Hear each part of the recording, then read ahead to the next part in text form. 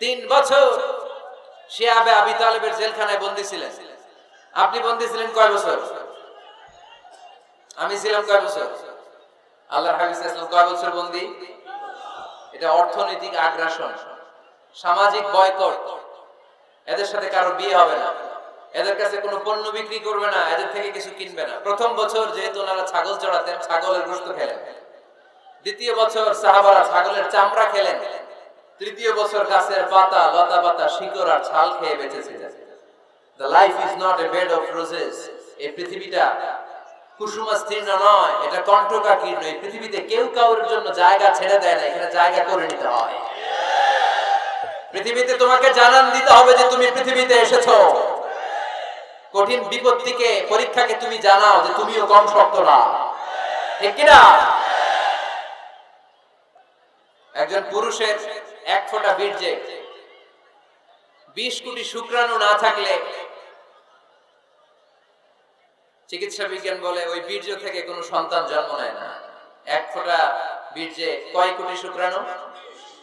20 কোটি শুক্রাণু।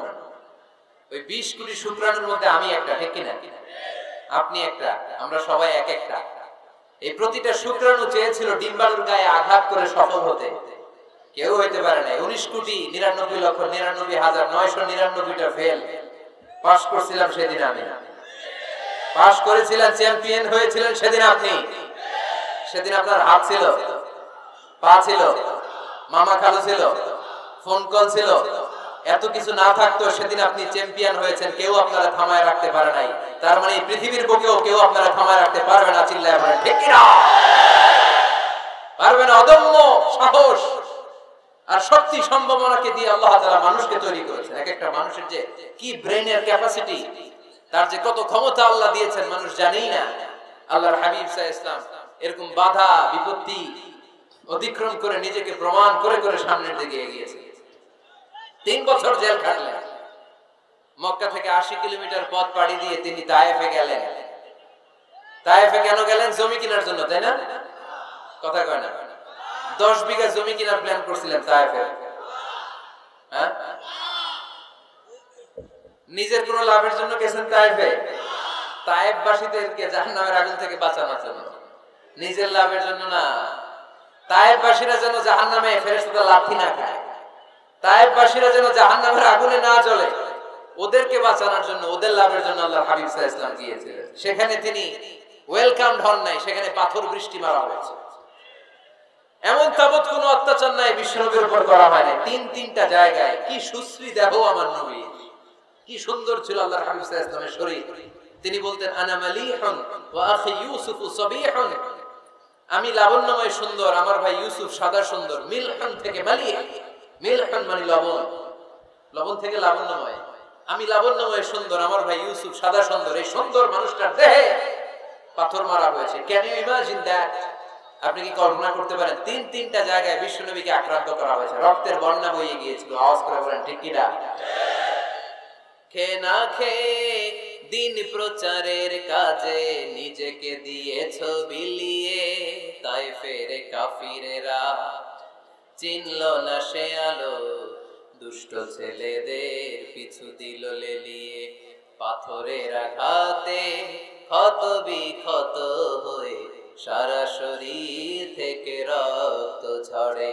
হে রাসূল তোমাকে ভুলি আমি কেমন করে, হে রাসূল তোমাকে ভুলি আমি কেমন করে, ঠিক কিনা? তায়েফের ছেলেরা রক্তাক্ত করেছিল সেদিন আমার নবীকে।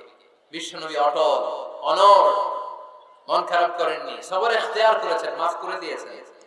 নিজ এলাকা থেকে চলে যেতে বাধ্য করা হয়েছে, হিজরত করলেন মক্কা থেকে মদিনায়। আহা, মক্কাকে এত ভালোবাসতেন বিষ্ণু ইসলাম, হিজরতের রাতে বারবার মক্কার দিকে তাকায়, বারবার তাকায়, চোখের পানি ছাড়ে আর বলে মক্কা তো আহাব্বুল বিলাদ ইলাইয়া, মক্কা আমার কাছে সবচেয়ে প্রিয় নগরী, প্রিয় শহর।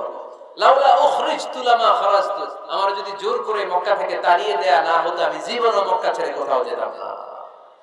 নিজ এলাকা ছেড়ে চলে গেলেন। খাইবারে খাবারের মধ্যে বিষ মিশিয়ে দেয়া, জানেন ঘটনা? এক ইহুদি নারী দাওয়াত দিয়েছে বিশ্বনবীকে। বিষ্ণু ইসলাম দাওয়াত পেলে ফিরাতেন না, তিনি গেলেন। খাসির গোশত খেতে পছন্দ করতেন, খাসির গোশতের মধ্যে পয়জন মিক্স করে দেয়া হতো, বিষ।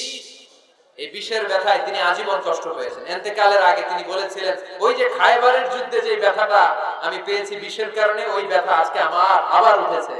এজন্য আমার নবীর মৃত্যুটা ছিল শাহাদাতের মৃত্যু। তাকে বিষ্ণু ইসলামকে বিষ খাইয়ে হয়েছে, স্বাভাবিক মৃত্যু ছিল না বিষ্ণু নবীর। ওই বিষের ব্যথায় তিনি মৃত্যুর আগে কাতরাচ্ছিলেন। ব্ল্যাক ম্যাজিক করা হয়েছে, 6 মাস অসুস্থ। লাবিদ ইবনে আল-আসাম ইহুদিদের মিত্র বিষ্ণু নবীরে ব্ল্যাক ম্যাজিক করেছে। ব্ল্যাক ম্যাজিক চিনেন না? বান মারা না এলাকায়, নরসিংদীতে আছে। কি বলে এটাকে, কি কয়? হ্যাঁ, কি মারে? বান মারে, জাদু টোনা, এগুলো করেন আপনারা? এগুলো করেন না। আল্লাহ হাবিব সাল্লাল্লাহু আলাইহি ওয়াসাল্লামকে 6 মাস ব্ল্যাক ম্যাজিক করে রাখা হলো। তার মানে অত্যাচার, অনাচার, পরীক্ষার, বাধা বিপত্তির এমন কোনটা নাই যেটা বিশ্বনবী অতিক্রম করে নাই, ঠিক কিনা? তার মানে যিনি নেতা হবেন তাকে পরীক্ষা দিয়ে নেতা হতে হবে, বাধা বিপত্তি এগিয়ে সামনে যেতে হবে, তা না হলে তিনি নেতা হতে পারবে। তার সবগুলা গুণ বিশ্বনবী সাল্লাল্লাহু আলাইহি ওয়াসাল্লামের মধ্যে ছিল। আলহামদুলিল্লাহ পড়ে। নেতা হওয়ার জন্য 3 নম্বর যে কোয়ালিটি লাগে সেটা হচ্ছে এলোকোয়েন্স, বাগ্মিতা।